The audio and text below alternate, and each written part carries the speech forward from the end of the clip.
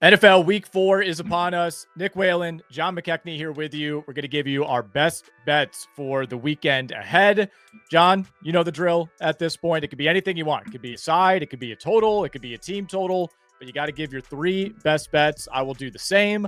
We'll run through some player props that we're targeting this weekend. We'll do a little analysis on Survivor, on the Circa Millions contest. We'll give you our parlays of the week. We'll give you a teaser of the week, and we will finish out with our best bets. John, I do want to start out, though, with a moment of silence for that Rams plus 3.5 last week. My goodness, man.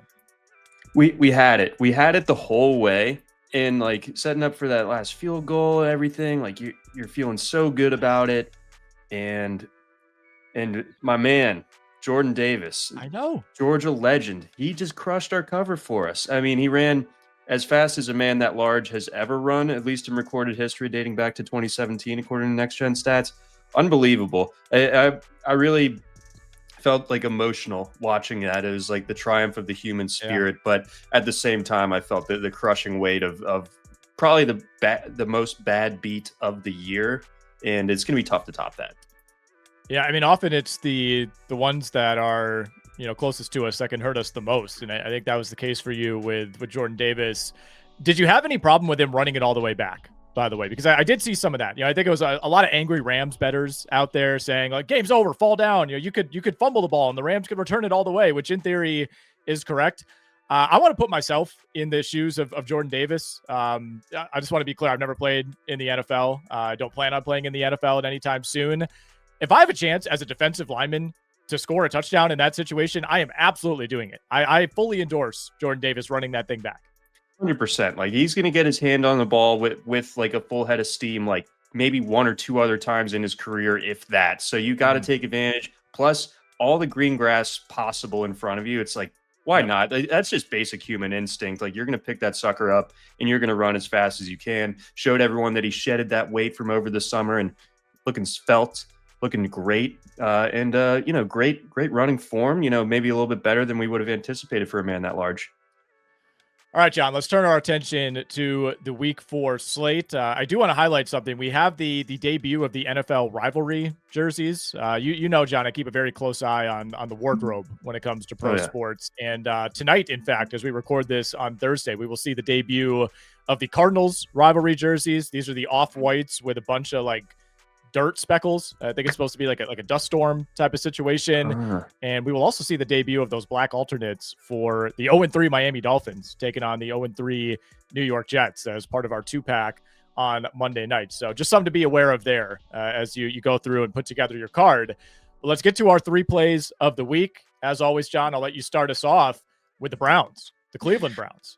The Cleveland Browns, they get top billing here for me this week. They are plus 10 at the Detroit Lions. And the Lions obviously had a very loud victory on Monday night against the Ravens. They looked amazing on both sides of the ball. I think Lamar Jackson was pressured on like 20 of his 30 dropbacks, 7 times sacking Lamar Jackson. Just insane stuff from that defensive front there in Detroit. And then Jared Goff was kept upright, kept clean throughout the game, and was able to kind of carve up that Ravens secondary.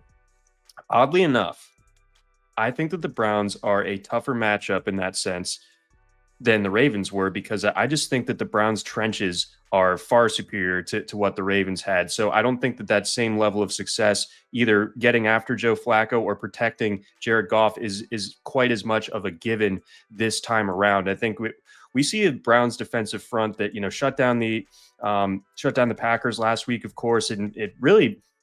I think the final score in Baltimore in week 2 is a little bit of a false final as well. They really kept a lid on that Baltimore offense for 3 quarters and then eventually kind of got worn down. But Mason Graham has been this total like revelation already. Like, he's like smashing all the models as far as like pass rush win rate for a defensive tackle. You stack that on with Myles Garrett. And I think that this is a good Detroit offensive line, but I do think that it wasn't tested last week against a Ravens front that was missing Nnamdi Madubuike. So I just think that the Browns can ugly this up. That's kind of like the zone that they live in. I did see an interesting factoid. If you're leaning on Detroit here, though, Dan Campbell is 19-5 against the spread after a win of at least 7 points. So that kind of goes with the idea that, like, the Lions don't like have those letdown spots really. Like they kind of keep their pedal to the metal. So that is something to keep in mind. A strong trend there, but I think ultimately the Browns are going to be able to hang within this number. Give me the Browns plus 10. All right. I like it. There were too many contrasting trends for me in this game that I decided to just stay away. Browns, for instance, the week after pulling a home upset, 4-7 against the spread, failing to cover by almost 6 points in those games. Like it kind of feels to me like, all right, they had their big upset last week. We're asking a lot for them to do it again. With that said, this number's touching double digits. 10 is pretty uncomfortable territory. Short week, by the way, for Detroit, having to travel back from Baltimore. Now you get this game at home. And I'm with you on that Detroit offensive line. Like the rushing numbers obviously ended up looking great, 224 yards as a team. A lot of that came late on those two big runs from Montgomery. Like Jahmyr Gibbs wasn't getting a ton, like didn't have a double-digit rush in that game. He carried 22 times for 67 yards. So I do think Cleveland will have some success slowing down that Lions running game. John, I am going to the Green Bay Packers for my first game. And last week in this spot, we faded Green Bay. I think I said like 5 times, like the Packers aren't going to lose this game straight up, but I think the Browns are going to cover. We like the under. We like the Browns to cover. We were totally wrong on the possibility of Green Bay losing. They did. I think we get a big bounce back this week. Packers -6.5. They are on the road for a second straight week. That does worry me a little bit, but you're going up against a defense that I have zero faith in right now in the Dallas Cowboys. 30th in yards allowed, 31st in yards per play, last in total passing yards allowed, last in net yards per attempt. I think the best way I could frame this, John, is look how the Chicago Bears and the New York Giants looked on offense against this Cowboys team. Look how every other opponent has fared against the Bears and the Giants. Those offenses have been terrible against everyone but the Dallas Cowboys. I think we see Green Bay kind of reopen up the offense. A lot of excitement week 1 and week 2 against Detroit and Washington. They're throwing the ball downfield. They're generating big plays. I thought Matt LaFleur went way too conservative in that Browns game until the one play that they should not have been aggressive, and that was throwing on 3rd and short. You get the interception that changes the game, etc. In that game against Cleveland, Jordan Love attempted one pass that traveled more than 10 yards past the line of scrimmage. That was the deep ball to Matthew Golden where he just ran out of bounds for some reason instead of taking it to the house. Week 1 and week 2, I should say, 25 attempts beyond 10 yards for Jordan Love. So I think you attack this Dallas defense. I think we see the deep ball going. I think it could be a nice spot for Matthew Golden. And I think you can finally get Josh Jacobs going this week. The volume has been there for Josh Jacobs. The efficiency has not. Obviously, the offensive line for the Packers has been part of that. Jordan Love's been pressured on about 40% of his dropbacks thus far. So that's the big liability for me, is that offensive line for Green Bay. At the same time, I don't feel any differently about the Packers defense coming out of that loss. They're still number 1 in yards per play. They've allowed the 9th fewest total yards through 3 games over the last 15 years. I mean, this is truly a historical start for the Packers defense. And then, of course, you have the injuries for Dallas. You're down 2 starting offensive linemen. You're down CeeDee Lamb, 2 starting defensive backs. Deron Bland and Trayvon Diggs are 50-50 at best to play in this game. Packers, by the way, 10-1 straight up, 9-2 against the spread against the Dallas Cowboys since 2009. And I'm sure you saw this stat floating around, John. First primetime game between these two premier franchises in 15 years. And one last trend for you here on the Packers. When you have a bye week coming up, as the Green Bay Packers do in week 5, and you are favored heading into that bye, those teams 42-22 over the last 5 seasons. Yeah, that's a strong trend right there, and also that reminds me. I looked ahead for my fantasy lineups for next week. I'm in deep trouble. Got a lot of exposure to the week 5 buys, and we're gonna be scrambling. Yeah. I got a lot of exposure to Drake London and Brian Thomas, so I'm already in scramble mode, John. If you know what I mean. All right, let's go to your second game. All right, we're gonna go to maybe the game of the week. This is a desperation spot for both of these teams. I like the Chiefs plus 2.5 at home against this Ravens team. I know that the Chiefs have kind of turned into the team that's about as fun to watch as watching paint dry. It's just really not been the explosive Chiefs that we knew and loved from the earlier part of this decade. But I did have some positive takeaways on Patrick Mahomes last week. I did think that maybe the box score isn't going to tell you the full story, but I thought that he looked really in control, especially in the second half of that game, and kind of making some like vintage Mahomes throws, and really kind of corrected the stuff that he was missing against the Eagles back in week 2. So I think that he's pretty dialed, and I think that's a problem when it comes to or for this Baltimore team, that it has no pass rush. It is completely non-existent. Matabike is going to be out again this week. I don't know, like they're being very cagey about saying how serious this neck injury is, but he clearly. Do you remember in like high school biology class that they would talk about things called like a keystone species? Like it usually show like a picture of a starfish and like how important it is to the ecosystem around it. Sure. That Matabike is the starfish. He is the keystone species to this Baltimore defense, and things clearly are just not the same without him in there. So I think Mahomes is going to have a lot of time to operate. I know that the weapons aren't amazing in Kansas City the way that they were, but I think he's going to be able to. Mahomes is just going to have time, and Mahomes with time is a dangerous man. Mahomes as an underdog is a dangerous man. A home underdog, has that even been a thing for him since he became a Kansas City Chief? Like I feel like you have to go second back time to this season. Oh, that's true. Other than that, though, pretty rare instance. I like the Chiefs a lot in this one. I think the Ravens are staring down the barrel of a 1-3 start here. One of these teams is starting 1-3, which is wild to me. And Kansas City almost made my card. I'll say that. I like the Chiefs this week. Obviously, you don't want to overreact to what you saw from Baltimore the other night, but it was a very un-Ravens like game. I thought the Ravens kind of got punched in the mouth a little bit early on.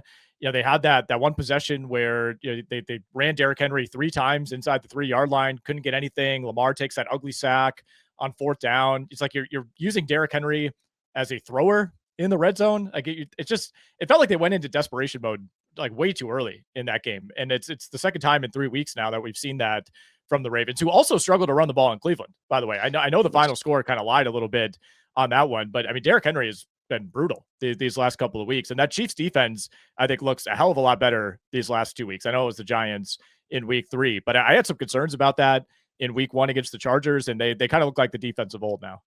Yes, and I think that on the Baltimore offensive line front, it's not a good unit. Like Ronnie Stanley was dinged up at practice yesterday, and he's really their only guy that you can really hang your hat on. Rosengarten struggled a little bit on the other tackle spot thus far, and the interiors, particularly the guards. Linderbaum's fine, but the guard play has been really suspect. And when when you have Chris Jones on the other side, that seems like an issue. And our guy Mario Puig, to your point on the red zone struggles, he said that he adeptly pointed out, like Monken just like his brain turns off when they get into the red zone, like the sequencing, the whole scheme and philosophy just gets really off kilter when Baltimore gets it in deep into opposing territory. And that 2-point conversion, they always run that play. They always roll Lamar Jackson out to the right, and it literally never works. But hey, they're just going to keep doing that apparently. But I think the Chiefs win this one. Yeah, I like the under in that game too. 48.5. Chiefs just don't really score points anymore. And I think if you like the Chiefs to win this game, they probably don't do it by putting up 35. All right, my next game, John. We're heading out west. We're jumping on the bus with the Jacksonville Jaguars. They're making one of the longest trips in football up to Northern California. We're not taking the Jags against the number here. We're not getting that wild, but we are going under 48.5 in Jags Niners. Been a lot of movement on this number. Grabbed 48.5 this morning. I'm now seeing 47.5, 47 at some other shops, but we're getting it at 48.5 minus 130. I do lean the Niners on the side here, and I know there's a ton of injuries for San Francisco. It's just like a baseline competency thing. Like I trust the organization that is the 49ers so much more than I do the Jacksonville Jaguars, but the under to me is the play here. San Francisco is not putting up points. They've gone well under this number in all 3 games so far. They've won those 3 games by, I think, 10 combined points. You do worry about the absence of Nick Bosa defensively. At the same time, there's still a lot of competent pieces. It's one of the better coached defenses in the NFL. And I think the Jags are mistake prone enough that I'm not too worried about that absence. Jags have gone under this number in 2 or 3 games so far. The Bengals game is the only one that went over. Like I said, Niners have gone under in all 3. And something that's gone a little bit undercovered in all this is the Jags defense. John, has been extremely good so far this season. They are 3rd in EPA, 2nd in EPA per play. The opponents, definitely a part of that when you've played Bryce Young, Jake Browning, and CJ Stroud, or at least this version of CJ Stroud. But the Jags have forced 9 turnovers already this season. That is as many as they had all of last year. Offensively, Jags have certainly looked better. The operation has been a lot cleaner than it was under the terrorist combination of Doug Peterson and Press Taylor last year. But It's still a lot of questions at wide receiver. Brian Thomas has yet to wake up, had a couple big drops last week. De'Ami Brown, I think, is going to end up missing this game. And all of a sudden, Tim Patrick is like your number 2, number 3 guy. Still don't really trust Trevor Lawrence. He's thrown 4 picks this year, had another terrible one that almost doomed the Jags last week. Trevor Lawrence, by the way, dead last in the NFL in second half passer rating. So the Jags are moving the ball effectively. They're not really finishing drives. Both these teams in the bottom half of the league in terms of red zone efficiency. And to go back to the injuries for San Francisco, Jawan Jennings, Ricky Pearsall, Brock Purdy at this point, I expect him to start, but we don't know for sure. The Niners just kind of have to win ugly right now. And I don't think that means we see either of these teams, pushing above 25, 26 points. So I lean on San Francisco to win this game. I think it's a 24-20 type of ball game. Give me the under 48.5. So I kind of underestimated the Niners defense coming into the year. I thought that it was going to kind of set things up for them to just beat teams by outscoring them. But the injuries on the offensive side have really kind of hamstrung the effectiveness overall of this 49ers team. And you think back to like the initial timeline for Purdy's return, like it feels like this is almost beating that timeline, like a little bit ahead of schedule there. So I'm a little bit wondering if he's really all that close to 100% here. And like you said, like this defense with Saleh back definitely is like playing it better as a unit than I expected. So keeping a lid on Jacksonville, I think it is going to be part of the story in this game for sure. And then of course that Jags, the teal curtain, baby, it's real. By the way, this is one of those games, and I feel like I say this all the time, of like, have these teams ever played each other? It's like, can you picture a Jaguars Niners game? And it's actually kind of true here. They've only played 5 times in the last 20 years. Niners have won and covered 5 in a row, by the way. The last time that the Jaguars beat the 49ers in any venue was back in 2005. That was David Garrard taking down Alex Smith in what I believe would have been Alex Smith's rookie year. I had to take a look at the box score, of course, from that game. Jimmy Smith, 6 catches, 70 yards, 36-year-old Jimmy Smith leading the Jaguars in that game. So maybe a little bit more of a stay away for me on the side. Like I said, I lean Niners, but we like the under 48.5 there. That brings us, John, to your third and final pick. So a little bit dangerous maybe to be taking too much from last week's outcome, but I am on the Bears plus 1.5 at the Raiders. I think that yes, it is absolutely true that everyone is going to be able to put up points on the Cowboys this year. But I think that last week was huge for Caleb Williams' confidence. I think that we got to see kind of a fuller expression of what the Ben Johnson system looks like with Caleb Williams running the show. And, I think we saw Luther Burden start to make some plays. Colston Loveland made some plays as well. Rome Odunze has been one of the best receivers in football thus far. And this is a Raiders team that just hasn't really moved me much this year. Coming into the draft, they were bandied about to be getting Ashton Genty, and it's like that. I love Ashton Genty. I think he's worth a top 10 pick. However, if you're the Raiders, like you got to fix that offensive line. So it felt like they kind of put the cart before the horse, and the results are showing in that sense, where the offensive line, despite Chip Kelly scheming up the run game, really ineffective on the ground. Of course, Trey Tucker had the big game last week, but I don't take too much away from that, or try to assign some meaning where it's like, okay, this Raiders passing attack is suddenly very dangerous. I know that the Bears have some injuries in their secondary, so it is, something of a concern here. But the Raiders, I came into the year with some optimism. They haven't really given me much reason through 3 weeks to really feel that way still. So I think the Bears, meanwhile, with the offense humming, I think they're going to be able to get this done. All right, I'm deciding between a couple of spots for my last pick here, John. We're going to do this on the fly. All right, we're going Chargers Giants. We're going Chargers Giants. I have 2 that I like here. I'm going to take the Chargers, lay in 6 on the road, which I know is a little bit dangerous here. Road favorites though, 10-7 against the spread thus far. Did see Green Bay, Dallas, Atlanta all go down straight up in this spot last week. I know this is going to be a very popular play. We are leaning into it. I think the public needs a little something after some rough weeks to begin the year. Oof. I also like the under 44.5 in this game. We've all seen the stat by now. Jim Harbaugh, 8-2 straight up, 7-3 against the spread versus rookie quarterbacks. He's 4-0 straight up and against the spread in that spot with the Chargers. Quarterbacks making their first start, 14-35 straight up, 9-14 straight up at home, which is actually not that bad. Like I would have thought that number would have been a little bit worse. But again, I like the under 44.5 here as well. there is a monster trend that kind of led me down this rabbit hole, John. In September and October home games, the Giants, after losing last week and going under last week against the Chiefs, are now 16-1 to the under in that spot since 2021. They are 22-2 to the under in September, October home games since 2019, 27-4 since 2017. I mean, that's one of those trends that spans multiple regimes, multiple coaching staffs, multiple quarterbacks, but like that's just crazy strong, man. 16-1 in your last 17 in this spot. Both teams, by the way, 2-1 to the under thus far. Obviously it's somewhat of a fade of Jackson Dart, who I don't know if he's going to be notably worse than Russell Wilson was this past week and in week 1 against the Commanders, but it's still a really tough spot to debut against what's been arguably the best defense in the NFL. And, this Chargers team kind of struggling to run the ball. They are generating big plays. They're throwing the ball a ton. I mean, they're number 1 in the NFL in pass rate over expected, which is not what you would expect from the LA Chargers, who were like 28th in passing volume last year. So there is certainly some blowout potential here, but I just don't see the Giants doing a whole lot offensively. And I don't see the Chargers, putting up 35 here. I think that Giants defense is still respectable. So this is one to me that could kind of be a slow bleed out, much like we saw in that KC game last week. Yeah, I mean, if Dart doesn't turn it over, then I think we're just going to see, like you're saying, like the slow bleed out type of thing. Dart, this is a really like difficult landing spot for him to get started. I do think that like the team is going to respond to that move, because they looked just dead on their feet with Russ. But it's like after every snap, you're just like, you felt like the body language of the Giants was collectively, can you believe this guy? Like, yeah.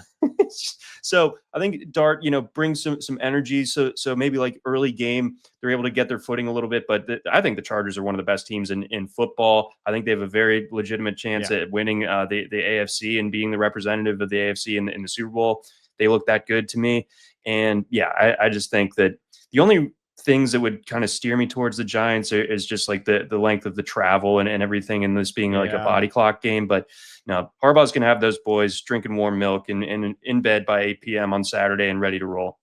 I think it's going to be one of those games where we know within like 2 possessions if we're on the right side or not. It's like the Chargers are either going to smack them down like we think they will, or you're going to be like, oh boy, maybe we should have thought about this one a little bit more deeply. Because I think you're right on the Jackson Jar like energizing point. Like I think this will be. I don't know if you want to say they're going to rally around him, but I think they were just done with Russ, and I think the team is going to buy in on this. Jackson Dart to throw a pick, by the way, -163 over at the DraftKings Sportsbook. The other game, by the way, that I was thinking about going with is Minnesota -2.5, Pittsburgh team total under 20.5 in that one. Pittsburgh got 5 turnovers last week, finished with 21 points in that just ridiculous win over the New England Patriots. We are brought to you, as always, by the good folks over at Circa. It's football season. The best place to catch the games is at Circa Resort and Casino in downtown Las Vegas, featuring the best pool in history, Stadium Swim. 3 levels, 6 pools, a 143-foot screen. Whether it's Thursday, Saturday, Sunday, Monday, Stadium Swim is America's favorite place to watch football. No matter the size of your group, Stadium Swim is the place for you, from owner suites to cabanas, day beds to stadium booths. There are seating choices for everyone. And the best part, Stadium Swim is open 365 days a year with temperature-controlled pools. It's a great place to catch all the games all season long. Stadium Swim, located at Circa Resort and Casino in downtown Las Vegas. Book today at circalasvegas.com. All right, we finally had some real carnage, John, in Survivor this past week. Looking at the Circa Survivor contest, over 18,000 entries in that one. We had 3,154 go out in week 3. So that means we have 13,811 still alive. Implied value of a little over $1,350 for your $1,000 entry. A massive, massive number of entries were on the Seattle Seahawks this week. One of the bigger numbers I can remember, John, 48.2% of entries were on Seattle, which is insane. 24% on Buffalo, 15% on Tampa Bay. All 3 of those came through. 13% of the field went out on Green Bay. 8.5% went out on Atlanta. One person took the Miami Dolphins. Somebody submitted their entry and took the Miami Dolphins. Oh, those sweet pot odds, Yeah. Yeah, I don't know if that's the EV play. I don't know what that person was looking at, but we'll get him next year, I suppose. Circa's also running the Grandissimo contest this year. So a $100,000 entry survivor contest. I believe they had 69 entries to begin the year. Nice. 10 of those entries went out this week, 8 on Green Bay, 2 on Atlanta. So 58 total remaining. More of an even distribution in the Grandissimo, by the way. We had 20 entries on Seattle, 19 on Buffalo. So not that crazy number that we saw in the traditional contest. What are you looking at for this week, John? Like, if you still have the Bills, are you just auto playing them as 16.5-point favorites at home? I think so. I've made my case about why the Browns might keep that one close in Detroit. I think that they'd be the other, kind of obvious survivor pick, given that they're 10-point favorites, with the Bills 15.5-point favorites. Like they're rolling in such an insane way right now. Like I just, they would really have to just be super hungover to lose to the Saints. Like they would have to just really be taking their foot off the gas at like a biblical level. So give me the Bills. I think is a smart play. And I know that there's a case for saving them, everything like that. But once you get past those two, it gets pretty murky pretty quickly. Like I was just saying, like I'm not sure if I have the Broncos in my circle of trust. And then looking at the money line odds, like the Texans would be the next one. And like the idea of picking the Texans in Survivor right now is terrifying. Yeah, I'm looking at the projected ownership for Survivor this week, projected to come in at about 32% on Buffalo, which tells you if you haven't used them, most people are going to be using Buffalo. And I know I was against using Buffalo last week, John. I think this is the spot where I would do it. Like ideally, you could find a way to save them. There are other pretty good schedule spots, but you have to think this is the biggest favorite they'll be all year. So if you're just kind of in the mode of survive in advance, I think it's fine to burn Buffalo this week. Houston is projected to be far and away the second most popular play. I get it. I mean, they're at home at least, but doing that with an 0-3 team, that's going to be a little bit dirty. I'm still okay with Detroit. I know I said this last week. I don't see the Lions losing this game straight up. I'm with you that it could be a slog, but I think Detroit wins at home. And then, I think we'll see some Chargers, and I think we'll see some Patriots as well. And I don't know if I would touch that Patriots game. No, the Patriots, as we saw last week, allergic to scoring in the red zone. They hate it. They really don't like it. So the Panthers, that they're going to be confident coming into that one. Like I don't know which side I like as far as the spread goes. I think that's come down a little bit. I'm looking at 4.5 right now. So that's interesting. But yeah, the Patriots, like I understand fading the Panthers. I think that's generally a good ethos this year. But the Patriots kind of puts that to the test in a way that I'm not comfortable with. Yeah, I would give you a couple notes here on Circa Million. Another brutal week for the public. Only one of the 5 most popular picks ended up winning. That was Chargers -2.5, and that closed 3 in a lot of spots. So good on you if you were on the Chargers. The Rams, the Texans, the Niners, the Cowboys all went down as popular plays. Falcons, Raiders, Ravens, Bucks were other popular sides that went down. I believe we're now, if you look at the 5 most popular plays for each week, they're like a combined 3-12 against the spread. So maybe start to go against the grain a little bit in the Circa contest. I'm talking to myself as someone who's not exactly, blazing a trail right now in that contest.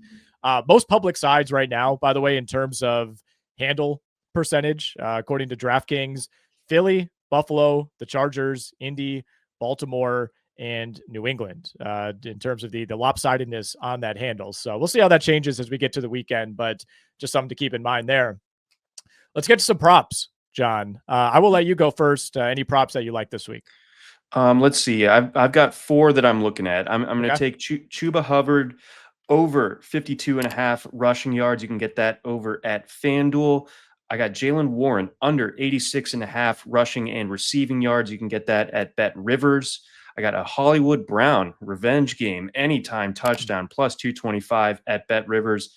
And then I'm going to tack on Matthew Golden anytime touchdown, which I believe is plus 250 at most shops. I think that we see Golden coming back to Texas. Deep ball is back, like you're saying. It's go time for Golden.